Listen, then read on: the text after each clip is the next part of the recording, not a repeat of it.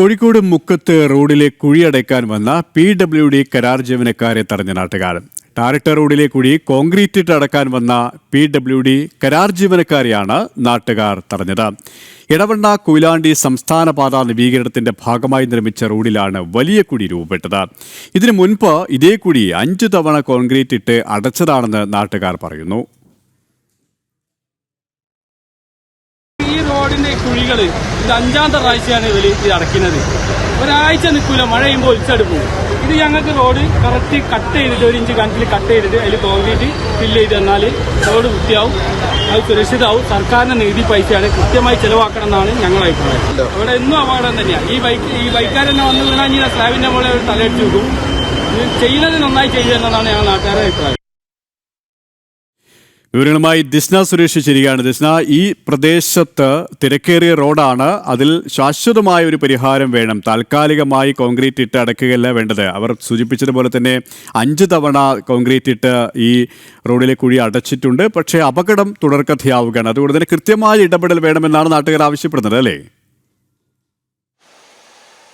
തീർച്ചയായും KP, നാട്ടുകാരുടെ ഈ പ്രതിഷേധത്തിന് അതായത് കഴമ്പുണ്ട് എന്ന് തന്നെ നമുക്ക് വളരെ വ്യക്തമായി പറയാൻ സാധിക്കും. എടവണ്ണ കൊയിലാണ്ടി സംസ്ഥാന പാത നിർമ്മാണത്തിന്റെ ഭാഗമായാണ് ഇത്തരത്തിൽ ഈ റോഡിന്റെ നിർമ്മാണ പ്രവൃത്തി നടന്നിരുന്നത്. ഈ കുഴി തന്നെ, അതായത് അഗസ്ത്യമൂഴിയിൽ, അതായത് മുക്കം അഗസ്ത്യമൂഴിയിലാണ് ഇത്തരത്തിലൊരു സംഭവം ഉണ്ടായിരിക്കുന്നത്.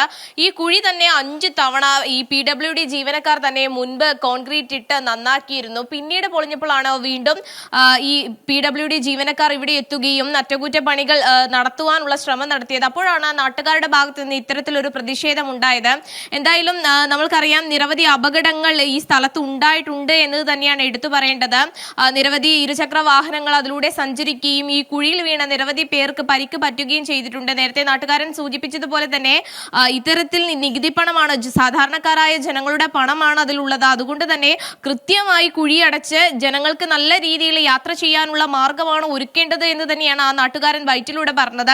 അതുപോലെ തന്നെയാണ് നമുക്ക് വ്യക്തമാകാൻ കഴിയുന്നത്. എന്തായാലും ആ പ്രതിഷേധം കുറച്ചു സമയം നീണ്ടു നിന്നിരുന്നു. PWD ജീവനക്കാരെ ഒക്കെ തടഞ്ഞുകൊണ്ടുള്ള ഒരു പ്രതിഷേധമാണ് നാട്ടുകാർ നടത്തിയത്. 5 തവണ ഇതിനു മുൻപും ഈ കുഴി അടച്ചിട്ടുണ്ട്. വീണ്ടും സമാനമായ രീതിയിൽ ഇത്തരത്തിൽ കുഴി രൂപപ്പെട്ടപ്പോഴാണ് നാട്ടുകാരുടെ ഭാഗത്ത് നിന്ന് സഹികെട്ട് ഇത്തരത്തിലൊരു പ്രതിഷേധം ഉണ്ടായത്. KP.